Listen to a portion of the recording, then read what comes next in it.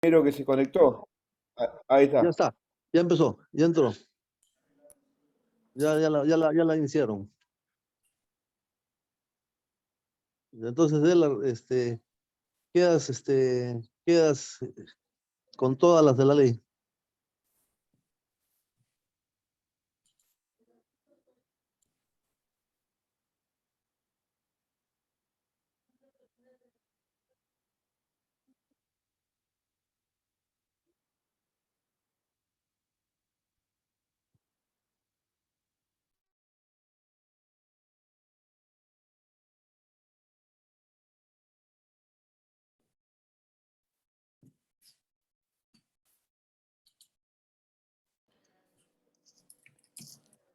Disculpa, Arair, estás muteado, ¿eh? No estamos viendo tu diapositiva, tu segunda diapositiva, pero no te escuchamos. Aprieta el micro, ahí está. Disculpen, sí, lo había tenido apagado. Comienza nuevamente, por favor. Ahí estamos, ya, ahora sí. Buenas noches nuevamente, soy el Arnaud Cari Condori, soy neurocirujano del hospital, trabajo en el Hospital Almenara, Lima, Perú, y les vengo a presentar un caso de fractura vertebral osteoporótica. Se trata de un varón de 90 años, ¿no?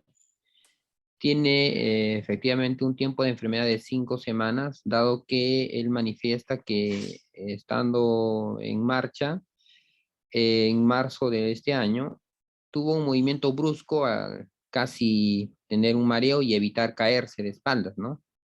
No tuvo trauma craneal ni vertebral, pero desde entonces tenía o tiene una lumbalgia persistente e intensa y sobre todo a los cambios de posición.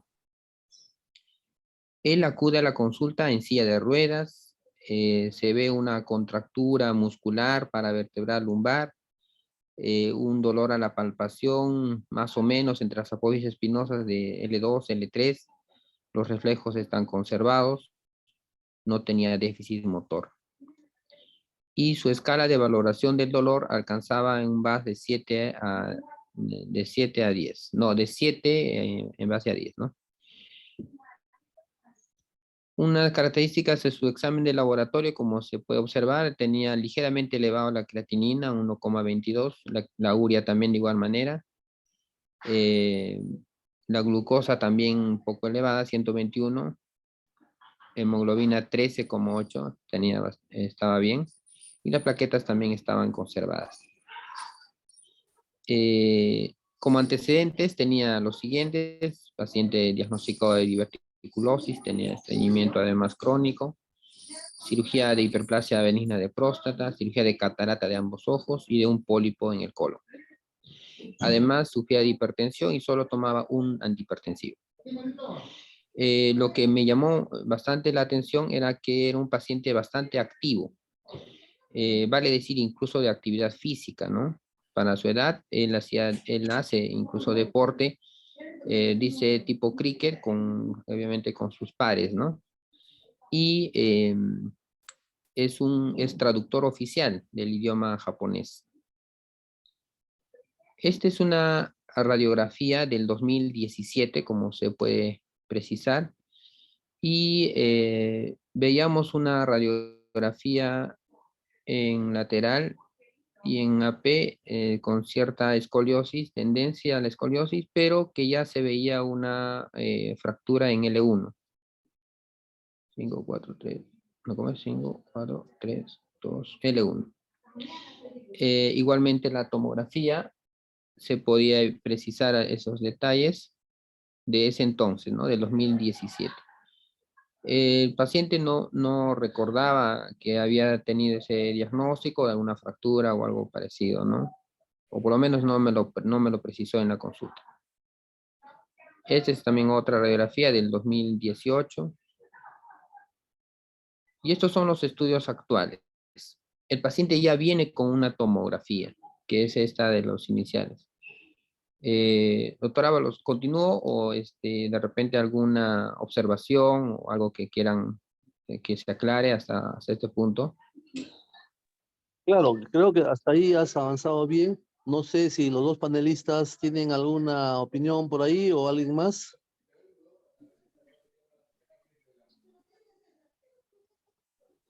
No, creo que son muy claras las imágenes.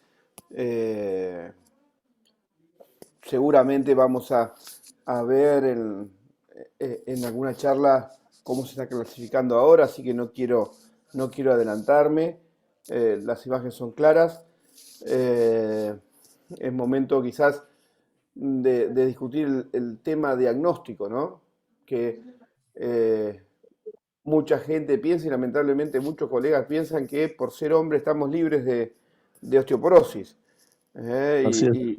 Y la osteoporosis senil, luego de los 65 años, es más frecuente en el hombre que en la mujer. Eh, 9 de cada 10 mujeres van a tener osteoporosis, pero 4 de cada 10 hombres vamos a tener osteoporosis. Y este paciente tiene 90 años, así que no debemos olvidarlo Ujú. en nuestro diagnóstico. Así es, Elar. Bien, Elar, yo creo que tal vez ampliar un poquito a cuando tú te refieres a lumbalgia, ¿solo es dolor lumbar o tiene alguna irradiación hacia miembros inferiores? Así, Y muy continuamos. importante, ¿no? Sí, el paciente, como les manifesté, tenía muy activo, ¿no? Para la edad que tiene, muy activo en el sentido de que hacía actividad deportiva incluso. Y como viene en silla de ruedas, ya llama la atención. Básicamente era un dolor lumbar, no tenía radiculopatía absolutamente, no tenía ni déficit motor tampoco. Entonces, básicamente estaba comprometido por dolor lumbar, central, paravertebral, hasta la parte media, digamos, de la región lumbar, pero no otro detalle, digamos, que nos haga pensar en otra situación. Bien, Doctor, doctor estar Elar, en... Disculpe. Sí, Francisco. ¿sí? Buenas noches. Doctor Hola. Elar, una consulta. ¿Por qué el paciente se realizaba radiografías en el 2017-18? ¿Ya quejaba un dolor lumbar en ese entonces? Am, no tenemos ese dato, sin embargo, eso yo lo he tomado, bueno, porque encontré en el archivo, eh, pero no hay una historia de lumbalgia crónica. No lo hay. Ya. Elar, perdón, has dicho que no tenía antecedentes personales de importancia, o sea, hipertensión sí, pero te escuché que no había nada para pensar que esto sea otra fractura patológica relacionada con algún tumor. Eh, Quizá el del pólipo, pero igual salió Está bien, benigno. estaría Ujú. benigno. ¿Eh? Bien, ¿cómo manejan ustedes el diagnóstico de la osteoporosis? Es un punto a discutir, ¿no? Justamente porque en mi experiencia no necesariamente es la densitometría ósea, ¿no? De hecho que es un elemento de juicio importante, pero también hay que tomar en cuenta la densidad que podemos encontrar en la tomografía. Y concatenando ambos datos, generalmente ya nos da una idea principal. Pero si hay el antecedente ya de una fractura vertebral que también podría suponerse que sea de una, o sugerirse de que sea consecuencia de una osteoporosis, o que sospecha de una fractura tipo osteoporótica, podemos decir que en este caso sí se trata de un paciente con osteoporosis, ¿no? La densidad en la tomografía, o sea, la medición de unidades Hanfield, ¿la hacen ustedes o el médico de diagnóstico por imágenes? Nosotros la hacemos. Casi no es, yo no he visto que sea rutinario en los radiólogos. Nosotros lo hacemos en el sistema que se tiene, ahí hacemos un promedio de las unidades de Hounsfield, ¿no? Bien, felicitaciones, Elar, Ajá. porque eh, hace rato que venimos hablando del tema y eh, recién ahora se está tomando un poco más en consideración las unidades Hanfield. Así que, y los médicos de diagnóstico por imágenes, la verdad, no la manejan. Sí, así es. Sí. Tal vez un comentario. ¿Tienes alguna manera tú de, al leer estas imágenes, de precisar si esta es una fractura osteoporótica aguda, reciente, o hay signos de que esta ha sido un colapso gradual y progresivo que en un momento dado ha despertado la sintomatología? Claro, justamente eso es por eso es que me llamó y quise traerle este caso, ¿no? Porque esta fractura, en definitivamente la de L1, ciertamente está más colapsada, pero ya se ve signos de artrodesis, ¿no? O de fusión hacia la parte anterior, superior de la vértebra L1. Lo que me llamó la atención es que había un borde irregular en la vértebra justamente inferior, que es la L2, ¿no? Hay un borde irregular, llamaba la atención, y por eso es que tomamos el caso, ¿no? Y en esos casos es evidente que es mejor hacerle una resonancia magnética, ¿no? Bien, otro punto importante es la imagen de L3. Si nos Esta, fijamos, L3 está casi vacío el cuerpo. sí, Tiene una densidad muy baja. Y eso para tenerlo en cuenta luego cuando discutamos el tratamiento, ¿verdad? Pero L3 y L4 son, si bien los trabajos que hablan de Ian Hanfield sugieren medir en L1, que es la fracturada, entonces la inmediatamente inferior, aquí yo mediría también L3 y L4. De hecho, nosotros la medimos. Disculpa que me meta en la discusión, pero eh, ¿alguien le pediría una densitometría ósea a este paciente? Mm, Pues definitivamente no, ¿no? O sea, no, la densitometría no nos sacaría de ninguna duda. El paciente tiene 90 años, no nos ayudaría para nada la densitometría, me parece. Eh, este, mm, tal vez un espinograma nos ayudaría a encontrar alguna que otra fracturita oculta, porque es raro que un paciente a los 90 años tenga solamente una fractura osteoporótica, ¿no? Podría ayudar un espinograma. Perdón, una vértebro, una gamografía vertebral, ¿no? No O sea, espinograma, perdón, una gamografía vertebral, una morfometría vertebral. Tal vez podría ayudar.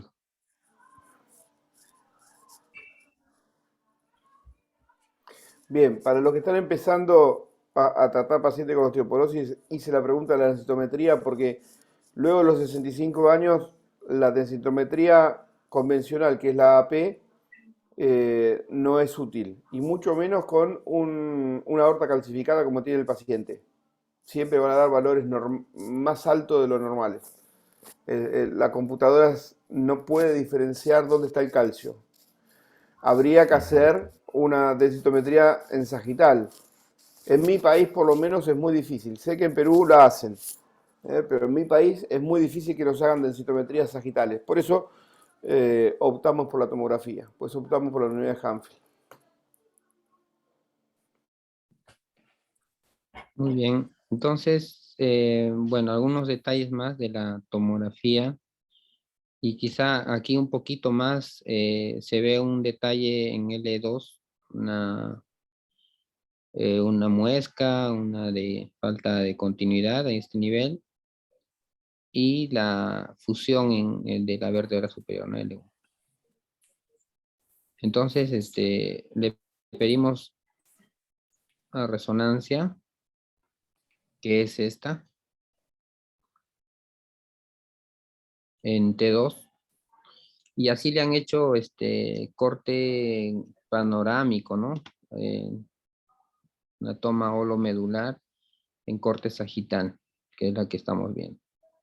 Está bien, pero esto ayuda un poco a lo que decía César. Acá Exacto. podemos cuantificar si hay alguna otra fractura. Eh, disculpa, hay una pregunta en el chat, Ricardo Cepeda, que nos pregunta si cuantificaron las unidades Hanfield, en dónde las midieron y qué resultado les dio. Ya, yo no lo he puesto en este porque quería tomarle una foto, pero salía 65 de unidades de Haffield, ¿En tanto cuál? en L2, en la misma fractura, como en L3. Bien. O sea, una osteoporosis severa. Severa, sí.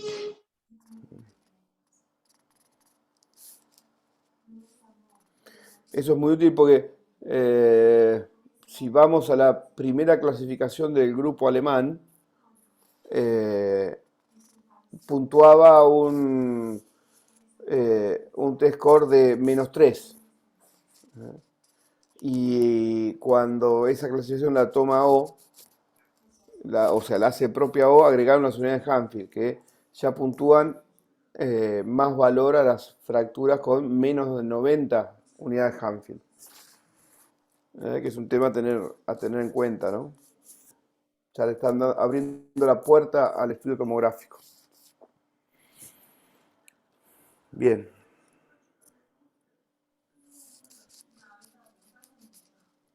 Bueno, yo creo que si no tienes algo más que agregar por ahí, aunque sería interesante mirar esta resonancia. No En veo STIR. signos de edema claro como para pensar en una fractura aguda. Más me parece que ha sido un colapso gradual, ¿no? No, pero En estas imágenes, ¿no? Pero eso, En, yo no sé. César, sí, mira el STIR que está en la no, pantalla. el STIR es el que justo, Sí, este es ya otra toma, ¿no? O sea, ajá, acá. la vértebra acuñada sí no es aguda, No, pero esta es antigua. La segunda, L2 la es aguda. L2, 543, la Eso. L2 sí es aguda. Eso es lo que quería resaltar, la diferencia entre una y otra. Ves edema en una y no ves edema en la otra. O sea, ahí estás hablando de dos tiempos de lesión, una lesión crónica y una lesión aguda en la otra. O sea, esa es la diferencia. Y es clarísimo que están dos vértebras juntas donde podemos notar claramente las diferencias entre una aguda y una crónica. Sí, y aparte nos ayuda esta imagen para descartar patología metastásica u Tumoral. Ajá, oncohematológica. ¿Eh? así es. Si las dos estuvieran con la misma reacción en T1 y en el STIR, uno bueno, entraría en dudas, pero como dice César, es tener dos vértebras en distinto tiempo evolutivo y ya inclina la balanza a la osteoporosis. ¿Eh? Igual me llama la atención la hiperintensidad que hay en el disco T2L1. Ese disco está sufriendo, ese disco está absorbiendo la altura que perdió el cuerpo del E1. En cualquier momento hace el colapso. Así es. Ahí se ve perfectamente claro eso. Bueno, entonces para seguir ampliando, invitamos a nuestro colega extranjero del equipo, doctor Francisco Salinas, para que nos dé la clasificación. Ya, vamos.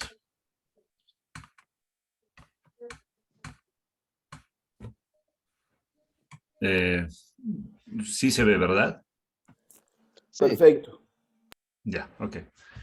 Muy buenas noches. En esta oportunidad vamos a conversar algo referente a la clasificación de estas fracturas osteoporóticas. No sin antes recordar pues, que la osteoporosis es una enfermedad sistémica en la cual se encuentra una disminución de la masa ósea y un deterioro progresivo de la microarquitectura del tejido óseo. Esto nos va a conllevar a un aumento de la fragilidad y a un mayor riesgo de fractura. Se dice más o menos que en el 2050 entre el 17 al 20% de la población será mayor de 70 años. Por lo tanto, esta patología su incidencia va en aumento. Lamentablemente, dentro de todas las clasificaciones presentadas por trauma, no se encuentran o no incluyen a estas fracturas osteoporóticas. Por lo tanto, no hay una clasificación globalmente aceptada para este tipo de fracturas. Y presentaremos algunas que se han ido presentando durante el transcurso del tiempo.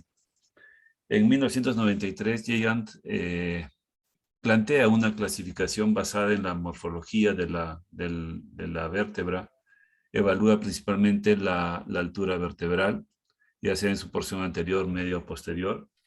Evalúa estas fracturas desde D4 hasta L4. Generalmente esta clasificación es utilizada para algunos estudios epidemiológicos. Considera como grado 0 a aquella vértebra con una morfología normal. Considera un grado 1 cuando la pérdida de la altura es hasta el 25%, un grado 2 cuando la pérdida es hasta el 40%, y una fractura grave o grado 3 cuando la pérdida de la altura es por encima del 40%. Esta clasificación no toma en consideración las lesiones por distracción o traslación y no tiene mucha importancia en la decisión quirúrgica. Posteriormente, en 1995, Sugita plantea también una nueva clasificación de este tipo de fracturas basado en las vistas de las radiografías laterales y plantea una división en 5 tipos. El tipo 1, en el cual se llama tipo frente hinchado, en el cual hay un abombamiento del 50% de más del 50% de la pared anterior del cuerpo vertebral, pero no hay ningún trazo de fractura. En el tipo 2, llamado tipo de arco, se ve como un pellizcamiento en la pared anterior de la vértebra y una disminución en el platillo superior, una disminución en la altura del platillo superior. El tipo 3, llamado tipo proyección, en el cual se abomba igualmente hasta el 50% de la pared anterior, pero no se evidencia ningún trazo de fractura. El tipo 4 o tipo cóncavo, en el cual el platillo superior se observa que va disminuyendo, pero sin ningún compromiso de la pared anterior del cuerpo. Y el tipo 5 o tipo abollado, en el cual en el centro de la pared anterior del cuerpo se observa como una pequeña zona una pequeña línea de fractura. Pues este tipo de clasificación tiene que ver mucho con el pronóstico, determina el pronóstico. Por lo cual se indica de que los tipos 1, 2 y 3 son estas fracturas que tienen un mal pronóstico y tienden a una mayor incidencia de colapso vertebral, mientras que los tipos 4 y tipo 5 pues tienen un buen pronóstico. A su vez, Kanchiku trata de comparar las fracturas osteoporóticas en unas radiografías y con imágenes de radiografía e imágenes de resonancia, principalmente en sagittales T1 para evaluar la intensidad de la vértebra. Acá se divide o se clasifica en 6 tipos de fracturas. Se divide en aquellas que involucran la región inferior, la región superior, la región posterior o anterior, si hay un compromiso o la mayor intensidad a nivel central, o aquella que compromete a toda la totalidad del cuerpo vertebral. Lamentablemente, esta clasificación propuesta también no determina, una de sus limitaciones es de que no determina cuál de estos tipos son pues de necesidad quirúrgica. En vista a que estas clasificaciones previas no fueron aceptadas globalmente, la Sociedad Alemana de Ortopedia y Trauma en el 2010 junta una serie de expertos y tratan de hacer una nueva clasificación en base a todos los estudios de imágenes, tanto radiografías como tomografías y resonancias, y dividen estas fracturas en 5 grupos. Fracturas osteoporóticas tipo 1, en el cual en la radiografía y en la tomografía no se va a ver ninguna alteración de su morfología, pero en la resonancia se va a ver un edema del cuerpo vertebral en la imagen STIR. La fractura osteoporótica tipo 2, hay una deformidad del platillo superior con participación o sin participación de la pared posterior. Si es que participa, se dice que es menos de 1/5. La fractura osteoporótica tipo 3, hay una clara deformidad de la pared del platillo superior con un compromiso de más de un quinto de la pared posterior. En las fracturas tipo 4, se observa una pérdida de toda la estructura del marco vertebral con colapso del cuerpo vertebral o fracturas tipo pinza.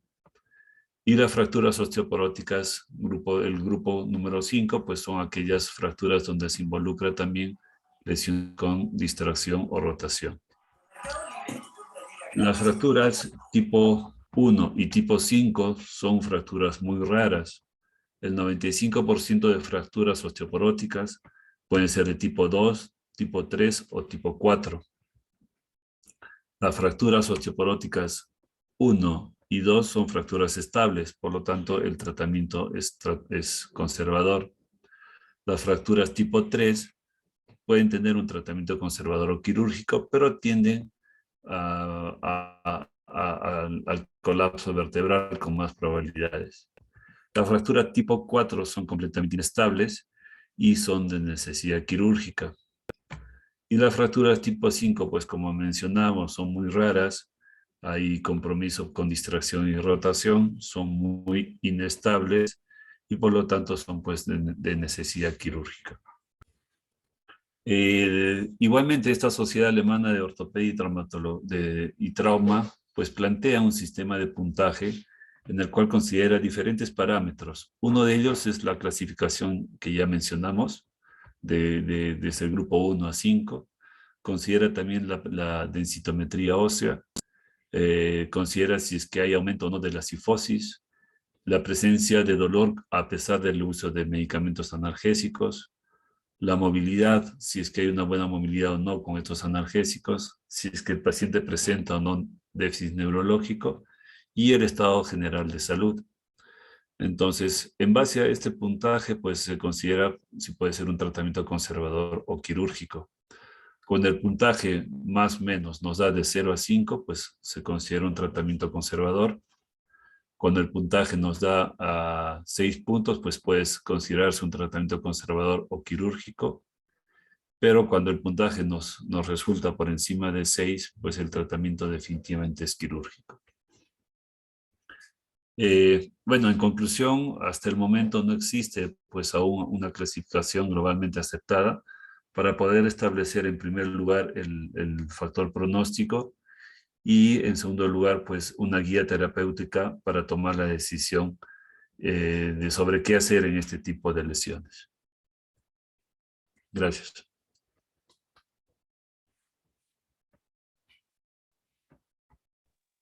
Bueno. Ha quedado bastante clara tu exposición. Yo creo que si no hay ningún comentario por parte de Carlos y Pedro como panelistas, pasaríamos con el doctor Cari de nuevo para que dé el tratamiento. El único comentario que, insisto, AO tomó esta clasificación y en el punto de densitometría agregó las unidades Hanfield. Fue la única modificación que se hizo, que es para tenerlo en cuenta.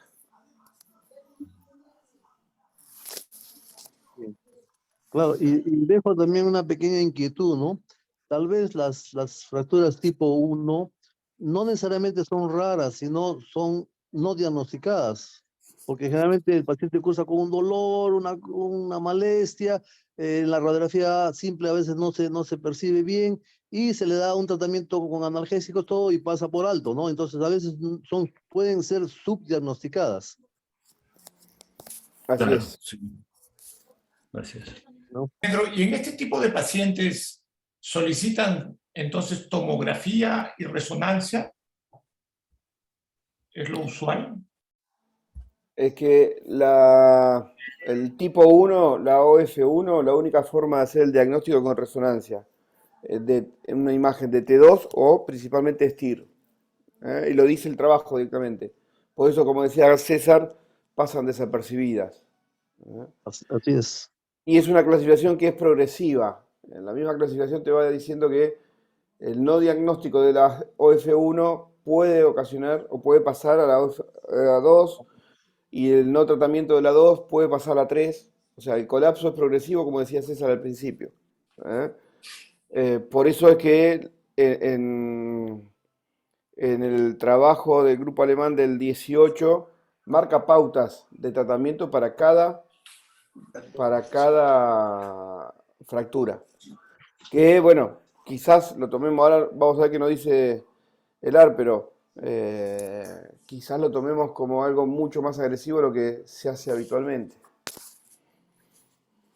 Claro, pero si yo quiero medir las unidades Hounsfield, necesito una Tomografía, tomografía sí, y necesito una resonancia, sobre todo para que me dé un poquito la agudeza, la cronicidad de una fractura. Entonces necesito ambas. sí.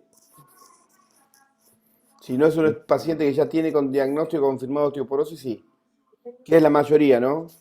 Correcto. Lamentablemente, la Organización Mundial de la Salud dice que ya para, así como eh, Francisco nos decía que para el 2050 un alto porcentaje de la población va a tener más de 70 años, ya la Organización Mundial de la Salud la toma como la tercer patología crónica en la octava década de la vida. A partir de los 70 años es tan común como la hipertensión, la diabetes, la osteoporosis. Lo que pasa es que gran parte de los pacientes están subdiagnosticados. Así es, así es, Subdiagnosticados y maltratados. Ujú. así es. Y es una verdad. Maltratados junto como la palabra y mal separados tratados, insuficientemente tratados. Y mal considerados y no considerados bien en su dolor. O sea, muchas veces uno pasa por alto el dolor, no, es un dolor por esfuerzo, no, ya está viejito, todo, y subdiagnostica, subtrata al paciente y muchas veces se pasa por alto. Y como muy sabiamente dijiste, Pedro, esta fractura es progresiva, esta clasificación es progresiva. Un mal diagnóstico, un mal tratamiento del nivel más leve va a hacer que posteriormente tengan niveles de clasificación más altos y más complicados. Sí, y el otro error es nuestro, porque hay muchos médicos, traumatólogos, neurocirujanos y especialistas de columna que seguimos clasificando estas fracturas como una fractura traumática. Así es. Y la tratamos como una fractura traumática. Y bien claro lo que dijo Francisco, no debe ser clasificada y por ende no debe ser tratada como una fractura traumática y es una fractura osteoporótica, punto. Y muchos colegas no lo entienden eso. El otro ejemplo es la espondilitis anquilosante, la seguimos catalogando como una B3, pero es otra cosa, no es una fractura traumática, por más que haya sido después de un trauma de baja energía. Así Algún día es. aprenderemos. Poco a poco, poco a poco. Bueno, Elar, continúa con tu manejo. Gracias, doctor. A ver, voy a ampliar.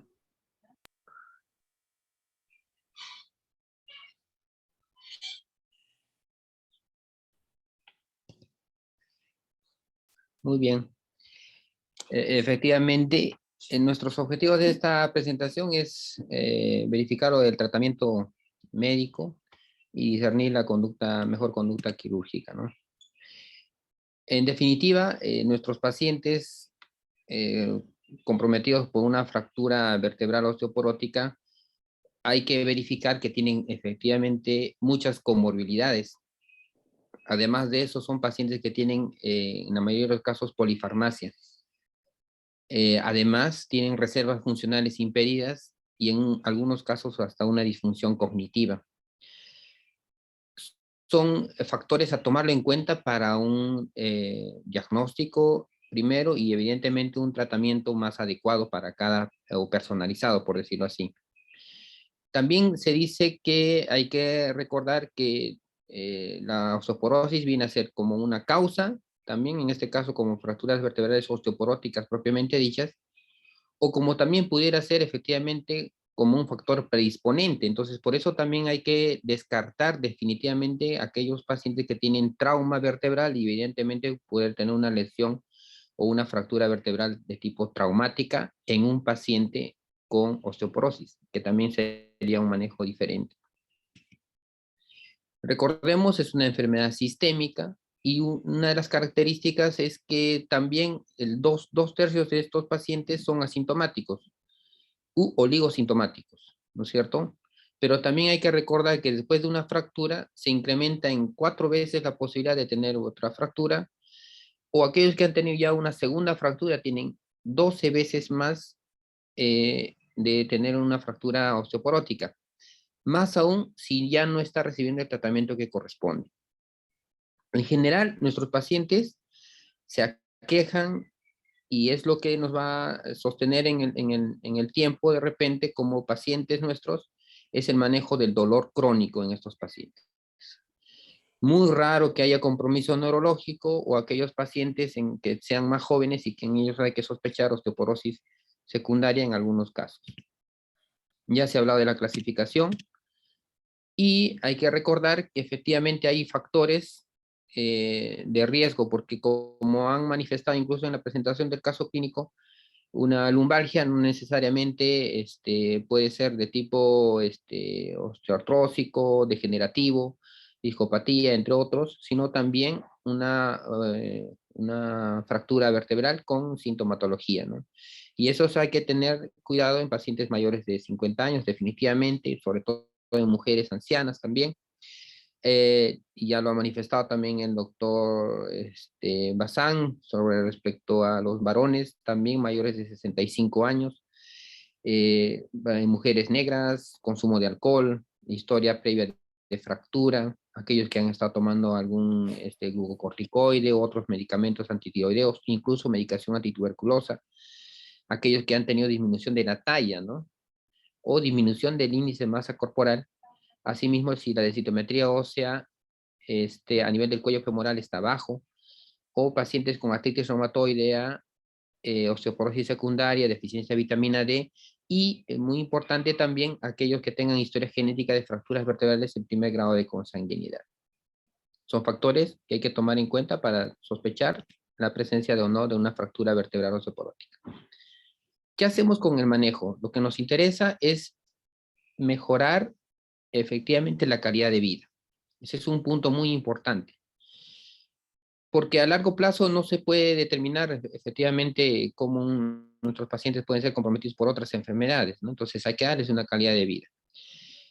Pero por otra parte hay que valorar efectivamente el riesgo-beneficio de la conducta quirúrgica conducta terapéutica en general a tomarlo, ¿no? Y por otra parte es también importante verificar el costo-efectividad del mismo. En la etapa aguda, definitivamente en todos los pacientes lo que debemos de preponderar en el tratamiento es el reposo en cama, pero por corto tiempo, porque la actividad en estos pacientes es muy importante. Por otra parte, alivio del dolor con medicamentos y fisioterapia temprana. Este es un cuadro en el cual se precisa algunos medicamentos que pueden ser tomados en cuenta y que de hecho ayudan, ¿no? Incluso acá están con un costo que han valorizado de forma mensual, ¿no? Y definitivamente sigue siendo el acetaminofén, quizá el que más se podría utilizar, de menos, digamos, efectos adversos, pero que sí, de hecho, tienen en sus efectos y hay que tomarlos en cuenta en estos pacientes más aún de edad y todavía incluso con polifarmacia. Otro de los medicamentos es la calcitonina, que también se podría usar, parches de lidocaína, relajantes musculares, hay que tener muy en cuenta en estos casos que pueden producir dependencia y sobre todo sedación, somnolencia en algunos casos. También se podría usar algunos narcóticos, pero también sabemos los efectos colaterales que tienen. Otros antiinflamatorios no esteroideos como el naproxeno e ibuprofeno. Estos son medicamentos que usamos en la etapa aguda. También se podría ya usar desde inicio el tratamiento preventivo de la osteoporosis. Y ya eso de repente con manejo con reumatología, de la mano con reumatología, se usa bifosfonatos, ¿no? Tipo ácido zoledrónico, ibandronate, entre otros. También está la calcitonina, que permite, ese es un antirresortivo. También está el calcio, los estrógenos, el raloxifeno también, agonistas de estrógenos. Y este medicamento que es el teriparatide, que quizá es uno de los que está dando algunos resultados últimos, como en este estudio, en el cual han hecho una evaluación respecto, en relación a la vertebroplastía, ¿no es cierto? En comparación con el teriparatide. Definitivamente ambos tratamientos, tanto con el teriparatide y la vertebroplastía, mejoraron de manera significativa la calidad de vida o la calidad de salud de los pacientes, con una reducción tanto en VAS y ODI respecto a la intensidad del dolor. Esto fue evaluado tanto al primer como al tercer mes de tratamiento. Claro está que la vertebroplastía fue más eficaz en reducir, sobre todo en la parte inicial del tratamiento.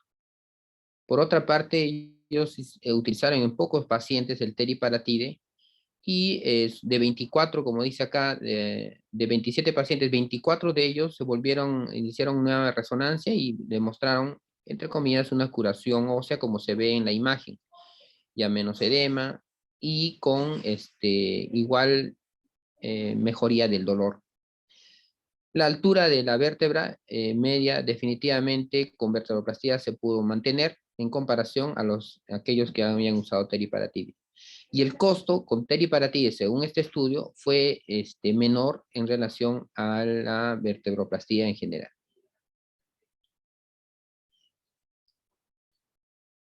Otra de las características que tenemos que tomar en cuenta en nuestros pacientes es aquellos que pueden tener o tienen tendencia o tengan factores que puedan permitirnos a nosotros decir en una falla del tratamiento conservador. ¿Cuáles son esos factores que han demostrado en este estudio? Uno de ellos es el colapso, cuando hay colapso vertebral, o sea, el factor de riesgo para producirse un colapso vertebral es la presencia de una hendidura intravertebral, ¿no es cierto? Otros son en la resonancia magnética T1, fracturas de tipo toda la vértebra o el tipo ancho, como se ha precisado en la clasificación. Aquellos que pueden tener tendencia a la falta de unión o a pseudoartrosis son aquellos pacientes que sobre todo están localizados en lesión de la columna, la parte media de la vértebra. Aquellos que tienen afectación en la unión toracolumbar o aquellos que tienen patrón de alta intensidad confinado en resonancia magnética T2 y patrón de baja intensidad difuso. Aquellos que tienen tendencia a deformidad cifótica son aquellos pacientes que sobre todo están localizados las fracturas a nivel toracolumbar y que tengan fractura del platillo superior. Y aquellos que tengan posibilidad de deterioro neurológico son aquellos pacientes que tienen fragmento óseo retropulsado que ocupa más del 40%, lo cual es mucho más raro. Mucho se habla respecto a la eficacia realmente del tratamiento con cifoplastía o vertebroplastía, si son útiles o no. Entonces, sabemos, pero está demostrado que efectivamente la cifoplastía y la vertebroplastía tienen sus efectos benéficos respecto al dolor y a la disminución de la pérdida de altura del cuerpo vertebral fracturado. Y en este caso vemos que la cifoplastía definitivamente también disminuye la diferencia de media de ángulo de cuña, por lo tanto tiene menor pérdida de altura que en comparación a la vertebroplastía. Pero estas diferencias radiográficas no influyeron significativamente en los resultados clínicos, eso también lo sabemos. Por lo tanto, ambas son igualmente efectivas, pero de hecho que se necesitan mucho más estudios para determinar efectivamente esta diferencia. ¿Qué podemos hablar de si aquellos pacientes que han tenido, por ejemplo, vertebroplastía y tienen riesgo de recolapso del mismo? ¿Cuáles son estos casos? Sobre todo pacientes, en este caso nuevamente, en que se encuentran en la unión toracolumbar dicha fractura. Nuevamente también los que hayan tenido hendidura intravertebral preoperatoria, también es significativo.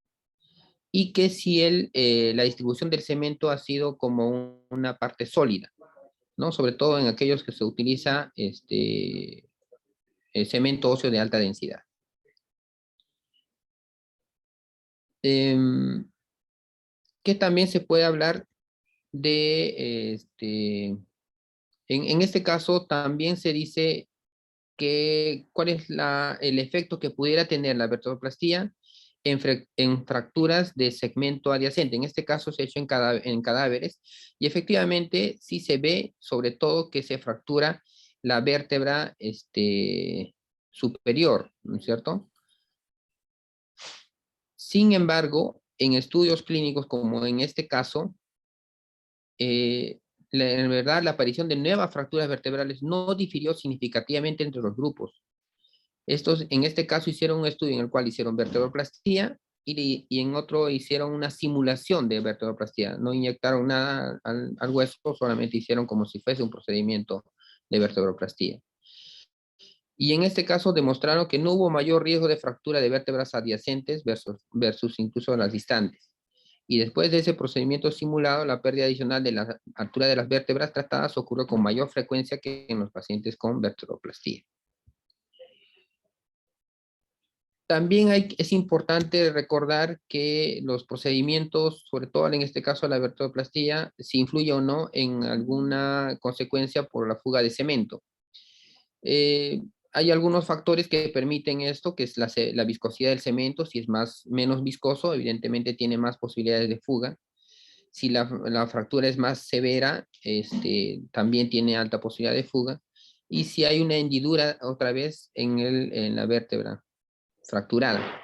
Y hay 3 tipos descritos de fuga de cemento. Uno que se va hacia la parte de las venas, ¿no? De tipo B, como se dice, de basales. La otra de tipo S, que se van superficiales hacia las venas transcorticales, por decirlo así. Y las de tipo que se van hacia el disco intervertebral, que es de tipo C. En este caso, también algunos precisan que esta posibilidad de que el cemento fugue hacia el disco intervertebral puede hacer de que la vértebra superior, en este caso, tenga mayor posibilidades de fractura. Aquí está también otro estudio que nos permite decir respecto a la densidad del cemento. Sin embargo, no se encontraron diferencias importantes en el resultado clínico, si se usa uno o el otro. Y el volumen del cemento, hablamos de una fracción del cuerpo vertebral, aproximadamente el 24%, una fracción óptima, que eso más o menos es 6 mililitros de volumen en promedio. Pero hay que también determinar el tamaño de la vértebra. No se encontraron significativamente asociación con mayor riesgo de ocurrencia de fuga de cemento o nuevas fracturas con el volumen otorgado, ¿no? Hay casos que son muy ya determinados, bien detallados, como en por ejemplo, donde podemos decir que tiene una tipo 4, ¿no? Una fractura en L5, y que como vemos esta paciente tenía además lumbalgia y radiculopatía, en el cual se hace una vertebroplastía y se hace una infiltración foraminal y con eso se mejora la paciente. Pero también hay casos en los cuales, como vemos, casos mucho más complejos, como un desbalance severo del eje sagital por una fractura con colapso en L1, ¿no? Entonces, y una osteoporosis severa. Son casos que de repente son retadores en el manejo y de repente difícil su manejo. Podemos concluir que definitivamente el manejo inicial es médico. Hay que verificar los factores de riesgo de progresión o falla del tratamiento conservador y considerar la mejor opción de tratamiento quirúrgico evaluando también riesgos, beneficios y costos personalizados para cada caso. Eso es lo que podemos precisar. Muchas gracias por su atención.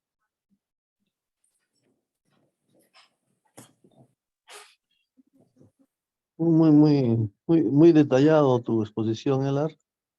No sé qué dicen los panelistas. ¿Qué opinión tienen con respecto a esto? Perfecto, no, no, está muy bien. Eh, es una buena actualización de la bibliografía.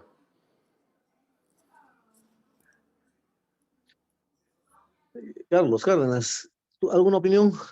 Sí, cuando escuchaba un poquito y uno revisa este tema de fracturas osteoporóticas y vertebroplastia, quizás en los años 2005, 2007 comienza a plantearse como una muy buena opción. Sin embargo, en el paso de los años se va dando cuenta que la vertebroplastia también tiene complicaciones y en un momento ya no es muy recomendada. Después da un giro y actualmente la vertebroplastia es más sugerida en casos ya que son muy renuentes al dolor, ¿no? O sea, siempre el tratamiento inicial es médico y después ahí se puede evaluar la posibilidad de una vertebroplastia. Entonces yo me quedaba pensando un poquito de esta complicación de las fracturas adyacentes, que creo que a todos nos ha pasado alguna vez, y creo que tiene que ver, ya tiene mucha relación con con el grado de osteoporosis, con cómo está la vértebra inferior, cómo está la vértebra inferior. Entonces, por eso que hay que ser mucho más cuidadosa en la evaluación de estos casos. Sí, yo no sé qué pasa allí, pero eh, la gran mayoría de los pacientes en Argentina, en la provincia, quitando quizás la ciudad autónoma de Buenos Aires, ¿no? Eh, la gran mayoría de los pacientes están tratados con vitamina D y calcio. Eh, como algo un poco más, algún bifosfonato.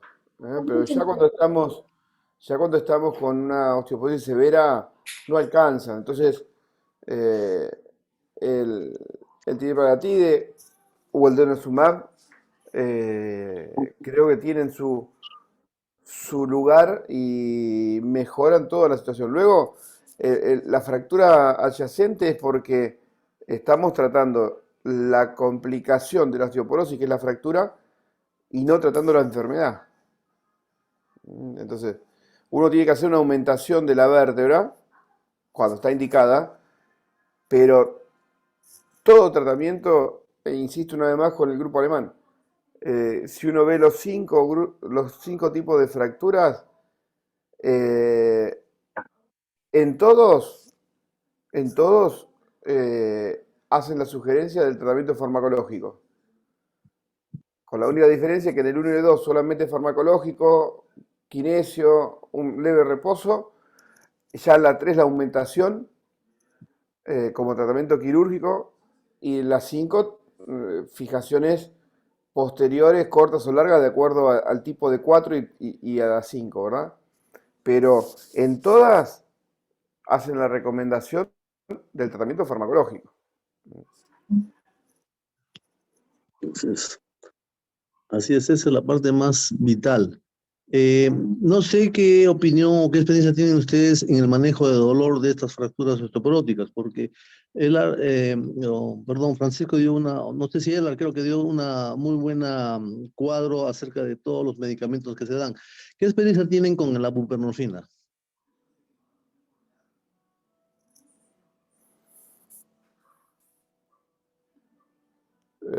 Personalmente no lo utilizo, pero cualquier maniobra o cualquier tratamiento farmacológico que utilicemos para el tratamiento del dolor es útil de acuerdo a la respuesta del paciente, ¿no?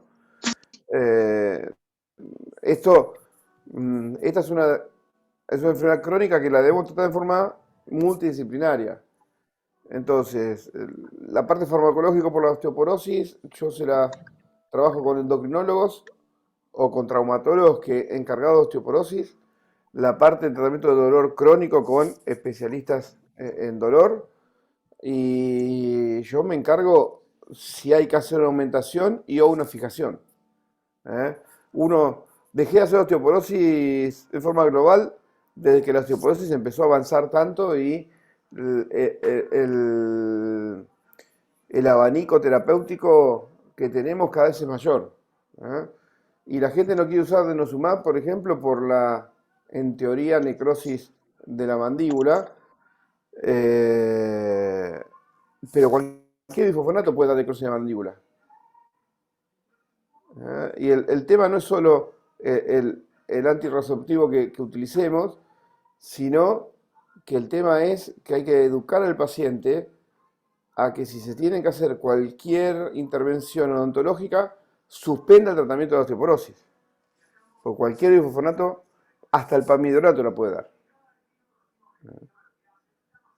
Y eso es algo que no tenemos en cuenta.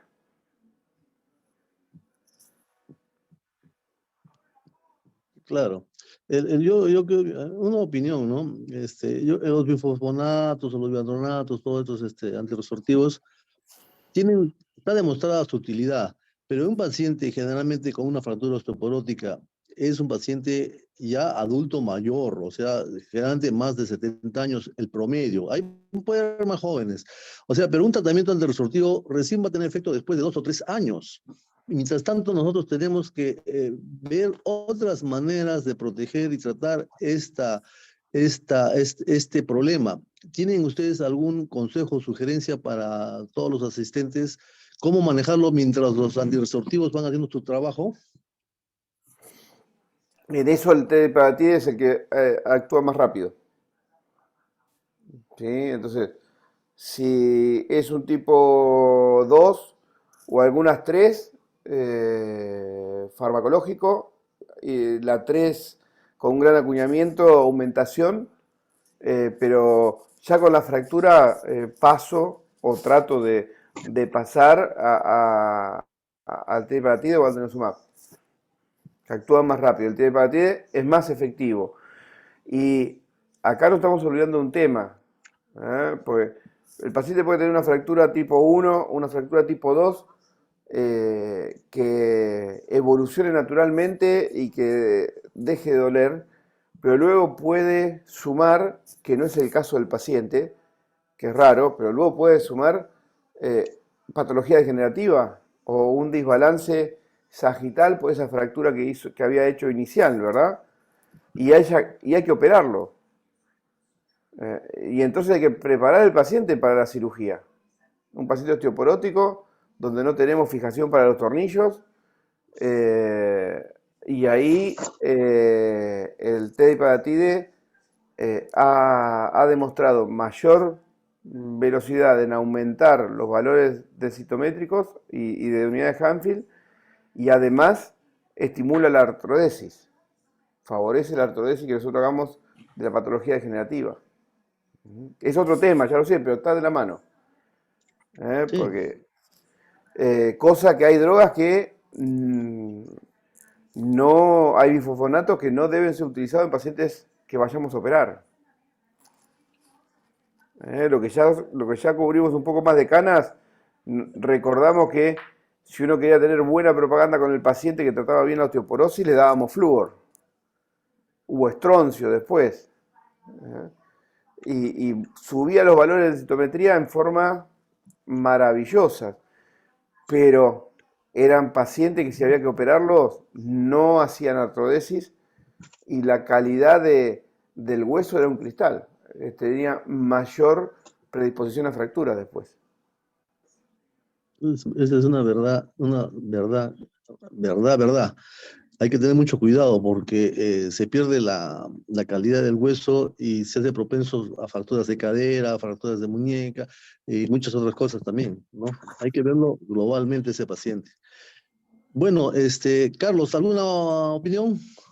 Yo concuerdo, bueno, yo de tratamiento por osteoporosis sé bastante poco, sé bastante lo general, pero sí coincido plenamente que tiene que tener un tratamiento multidisciplinario. Por lo menos en la clínica que yo trabajo, los que ven más este tema son los reumatólogos. Los traumatólogos, yo soy traumatólogo, pero la gran mayoría no tiene un dominio muy concreto del tema.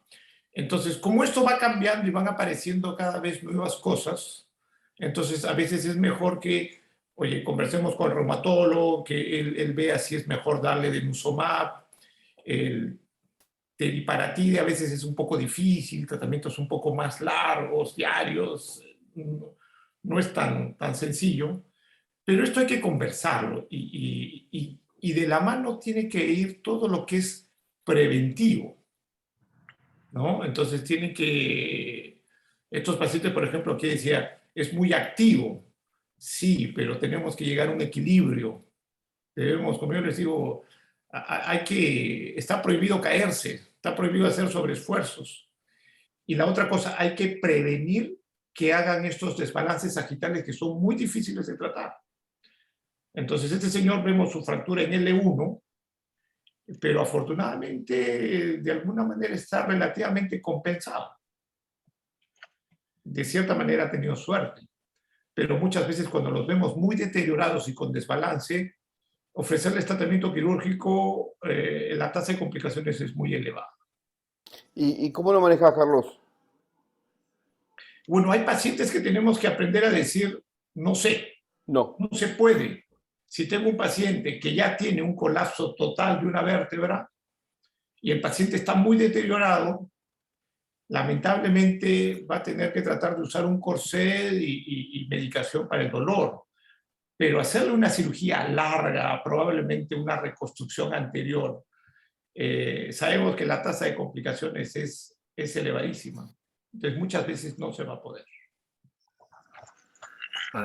Me permite, acá creo que tenemos que diferenciar un tratamiento de osteoporosis, que es, como dice el doctor Carlos, hay que tratar de hacerlo en forma preventiva con todos estos medicamentos que tenemos a la mano. Y también tenemos que ver cuando tenemos ya un paciente con una fractura osteoporótica. O sea, definitivamente el tratamiento allí, pues, perdón, si bien es cierto, el tratamiento de la osteoporosis no lo manejamos mucho nosotros, lo maneja endocrino, lo maneja reumatología, pero cuando ya tenemos un paciente con una fractura osteoporótica, ya es campo nuestro donde tenemos que manejar el dolor y tenemos que plantear el tratamiento quirúrgico.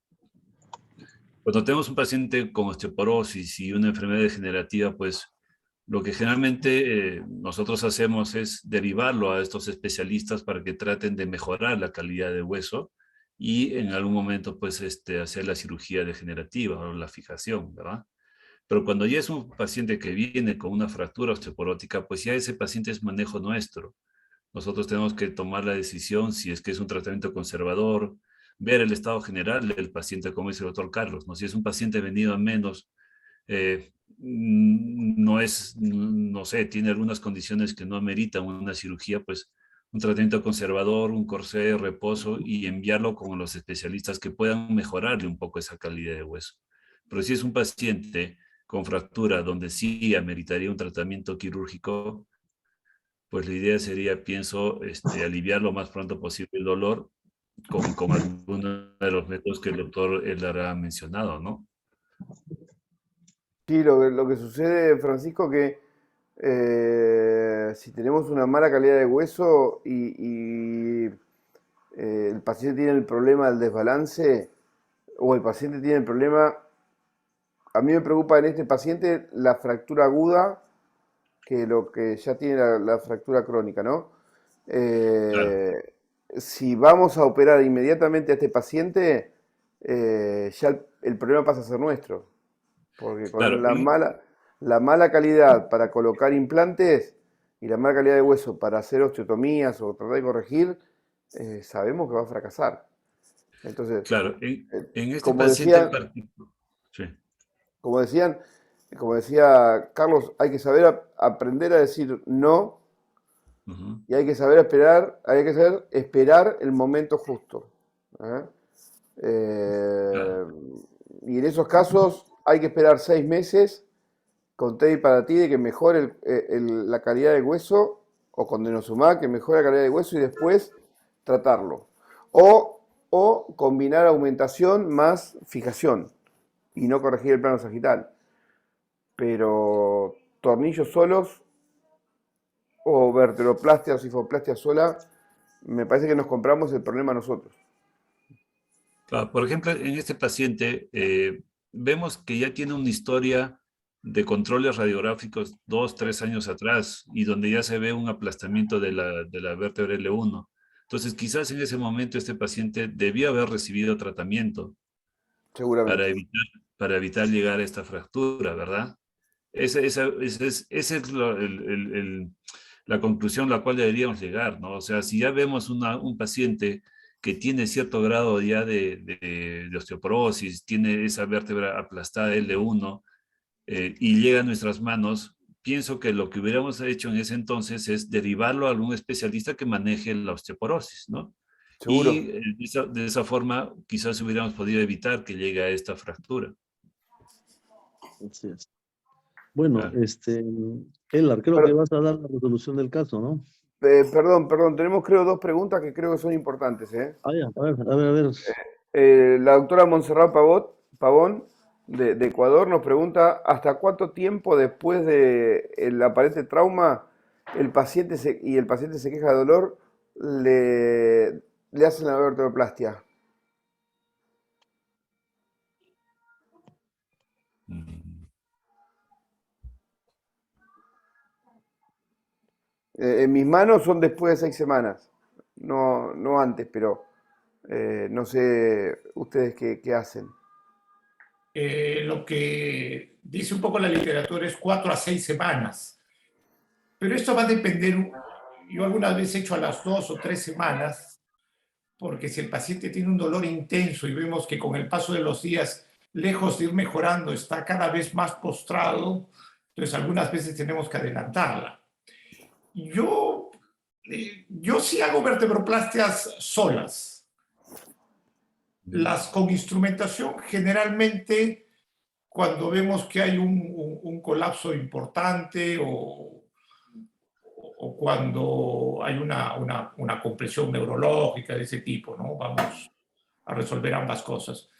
Pero en muchos casos sí hacemos vertebroplastias solas y tenemos la impresión, yo estaba revisando la literatura, que con los cementos últimos de alta viscosidad, estos problemas de extravasación, de fracturas adyacentes, como que han bajado un poco. No sé si tú tienes la misma impresión, Pedro, Elar. Totalmente, sí. Sí, ¿Y en no te una gustan fractura las osteoporótica. vertebroplastias solas? Sí, Sí, no, también hago. Yo lo llevaba a estos casos severos. Yo hago vertebroplastia sola, pero siempre con el tratamiento farmacológico, no de la osteoporosis, sino de la osteoporosis severa. Porque ya la Organización Mundial de Salud dice que cuando un paciente tiene osteoporosis o está en osteopenia y suma una fractura vertebral, ya se considera osteoporosis severa. Entonces, uno tiene que hacer tratamiento de osteoporosis severa. Si no, va a fracasar. Creo que la segunda pregunta, que es de Ricardo Cepera, la respuesta va a estar dada en la resolución del caso, así que la podemos dejar para ver cómo resolvemos el caso. A mí de estas imágenes me preocupa esa imagen hipointensa que está en el cuerpo de L2.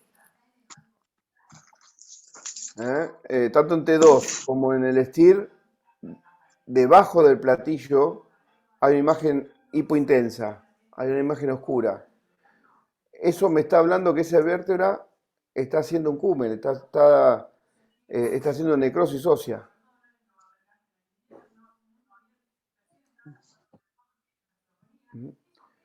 Que en la tomografía en un tiempo la veríamos como un vacío dentro del cuerpo, ¿verdad? Pero esa imagen me preocupa, no sé ustedes.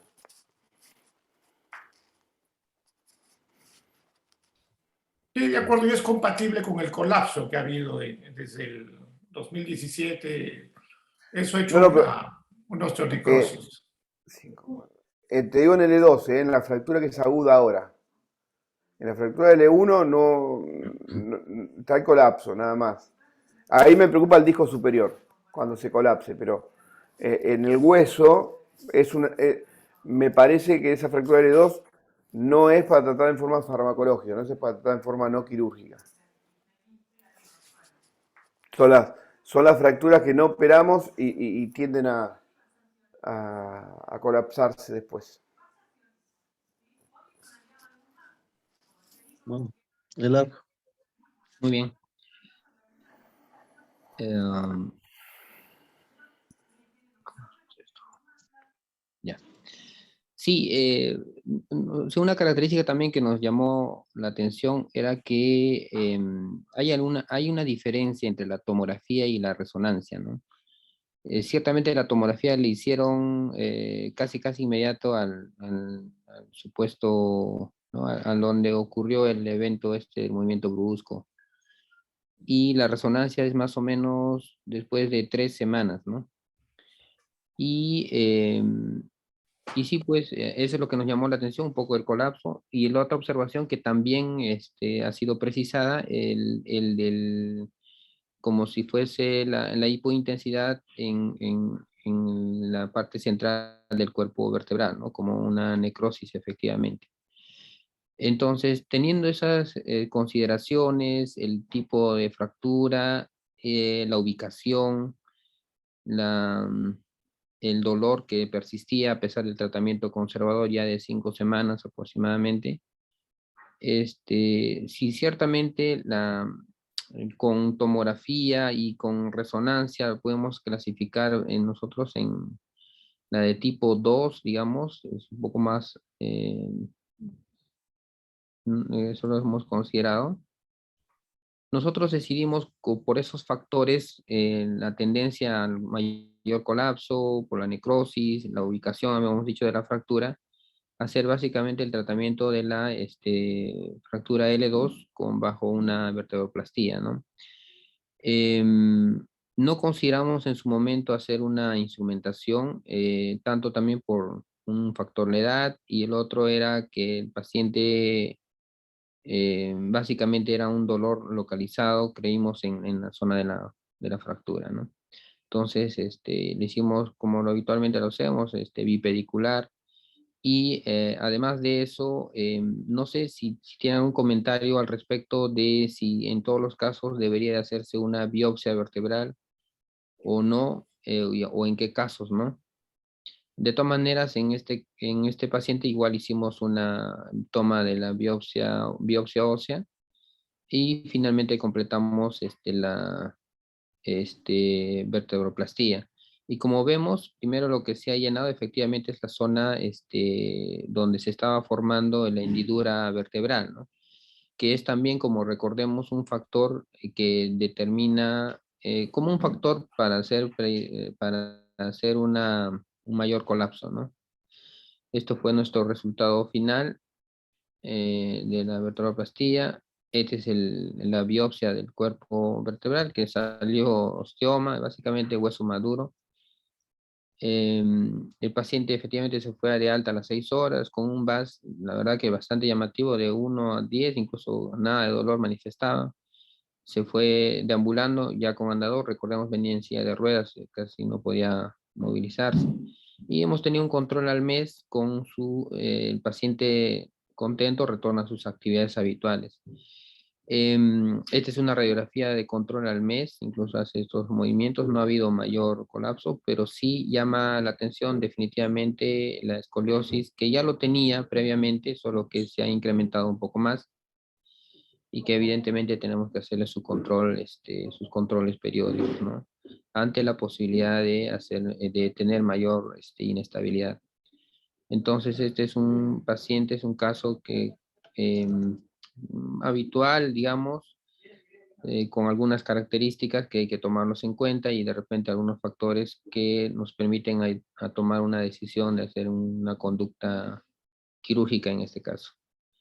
Podemos concluir que siempre es importante determinar el diagnóstico, tener claro el diagnóstico etiológico, además clasificarlo, nos ayuda a poder ser más objetivos en nuestro tratamiento, ver las características morfológicas de la fractura y también determinar los factores de progresión o de falla en el tratamiento conservador.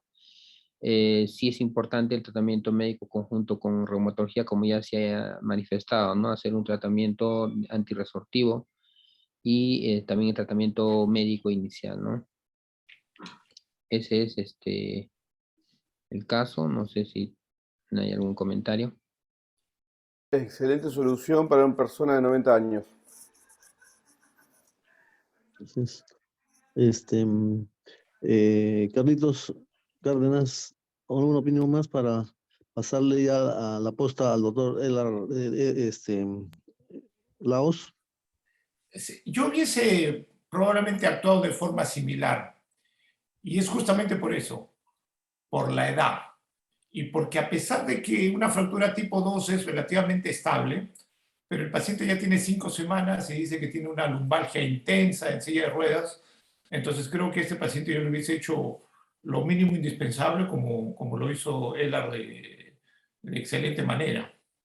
Creo que más o menos vamos por ahí. Así es. Hubiésemos El Así es, tenido la tema, Carlos. misma. el tema de no haber hecho esto era que L2 se iba a colapsar igual o más que L1 y después estábamos con una descompensación sagital del tronco que íbamos a sufrir bastante. Así que está muy bien.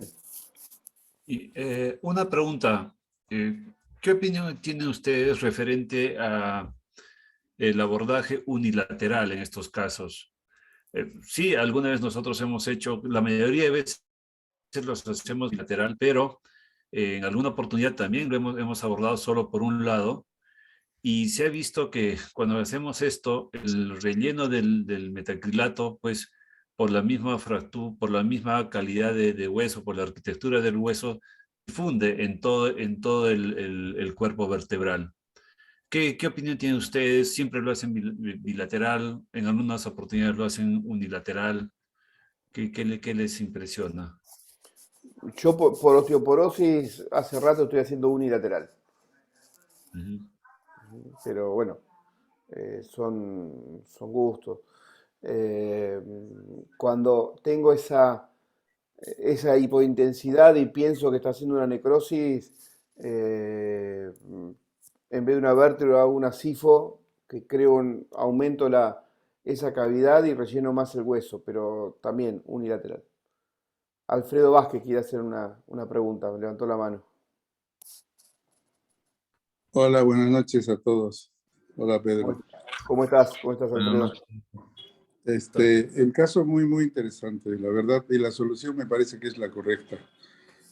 Eh, Hay alguna cosa con la que yo no estoy de acuerdo, es el tiempo de espera. ¿Para qué esperar tanto tiempo si ya tenemos un diagnóstico hecho en un hombre de muy, muy mayor? Entonces, ¿a qué esperar que se cure sola esa fractura? No. Entonces, cuanto antes hacer la vertebroplastia. Después de algunos cientos de pacientes manejados en 30 años con vertebroplastia, pues creo que no merece que el paciente espere adolorido mucho tiempo. Entonces, de repente ser más precoz. Otra cosa es que tenemos nosotros un elemento de ayuda que no lo usamos. Muchas veces no tenemos acceso, pero sí, cuando se tiene acceso hay que recurrir a él, que es la densitometría ósea, pero la morfometría de columna. La morfometría de columna nos da la ventaja de que es una medición vértebra a vértebra y que tenemos criterios, dentro de ellos el Z-score, para predecir el riesgo de fractura. Y eso es preventivo para vértebra adyacente.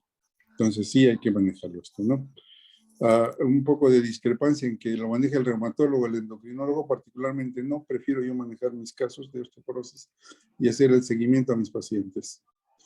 Luego, la aguja, pues yo aprendí a hacer esto con una sola aguja porque no teníamos cuando empezábamos, por un tema de economía, no por un tema de técnica. Aprendimos, pero la aguja tiene que ser colocada a la mitad de la vértebra. Entonces, de ahí va a tener una buena distribución el metilmetacrilato. Y felicitaciones, está muy bien. Ahí habría que contemplar en este caso la opción de que alguien lo está haciendo Terón en Francia, de colocar el acrílico entre esa vértebra ya rota de fractura antigua de la L1, colocar acrílico en el espacio discal para evitar que haga un colapso vertebral ahí, para evitar la cifosis. poner la aguja al disco e inyectar el acrílico en el disco con mucho cuidado, por cierto. Hay bibliografía a favor, bibliografía en contra. Pero hasta que no haya una experiencia personal, yo pienso que debería contemplarse la posibilidad.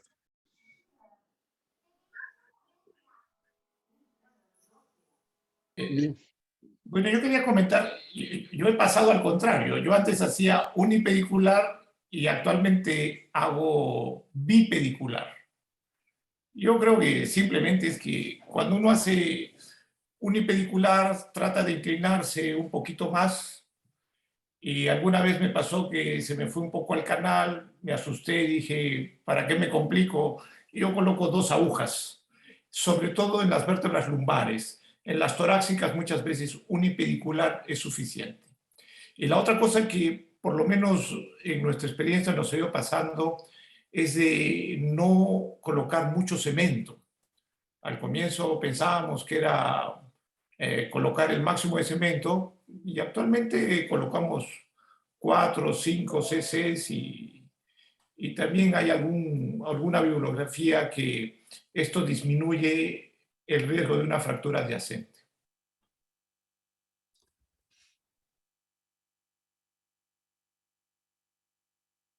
Bien,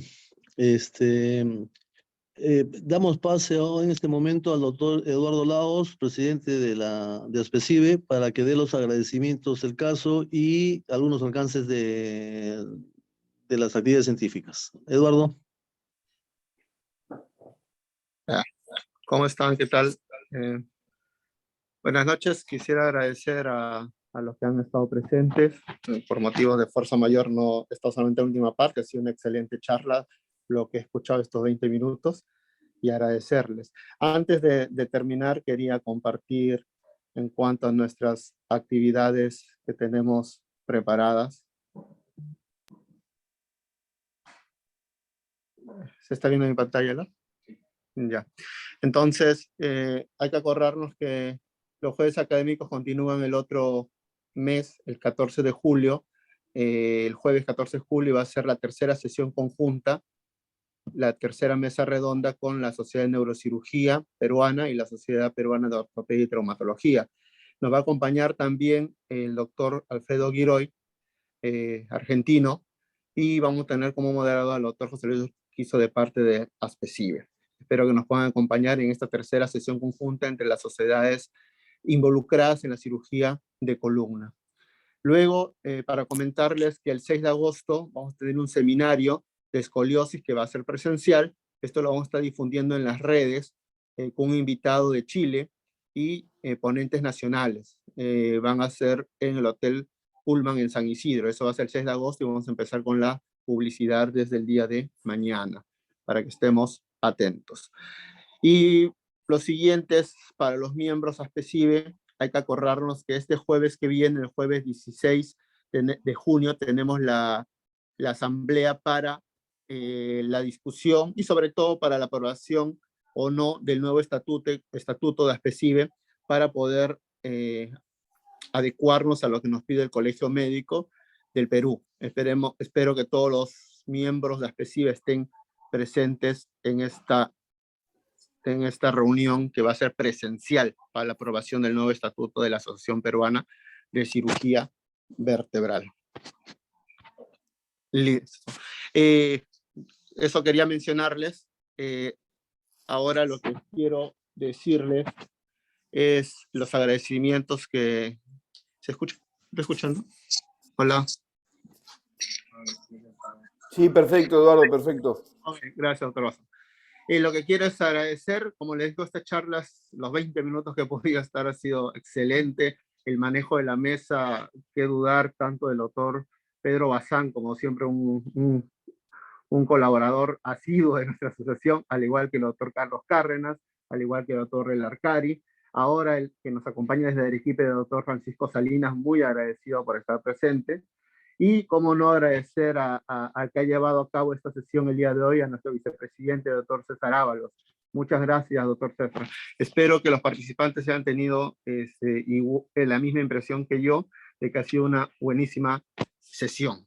Muchísimas gracias a todos los presentes. No sé si A nombre de los presentes, ¿alguien quiere despedirse, doctor Bazán? Pues, como siempre, Eduardo, agradecer su confianza y honrarme en todas las invitaciones que históricamente ya me han hecho. Ya me siento parte, soy parte de ASPECIBE, no me siento. ¿Ah? Así que bueno, a su disposición. Muchísimas gracias. Doctor Cario, para despedirnos. No, a ti, Eduardo, gracias por la confianza. Igualmente a toda la asociación y gracias también por la oportunidad, doctor Bazán, doctor Cárdenas, doctor Salinas. Muchas gracias. Hasta pronto. Doctor Salinas, doctor Cárdenas. Gracias a ustedes. Siempre a disposición. Gracias, doctor Cárdenas. Doctor Salinas. Igualmente, doctor Eduardo, muchas gracias por la invitación. Definitivamente estamos aptos para poder acceder a cualquier, poder exponer algún tema, y quisiéramos también aprovechar la oportunidad para ver la posibilidad de poder ingresar como miembros a ASPECIBE, ¿no? Muchas gracias. Claro, de hecho estamos con las puertas abiertas, nos comunicamos por interno. Y doctor Ábalos, con sus palabras nos despedimos. Muchísimas gracias, doctor Ábalos, le paso la palabra. Está muteado, César, está muteado. No solo felicitar a los panelistas por los aportes que han dado, sino también a los expositores por la calidad y el resumen y el ceñirse al tiempo de exposición.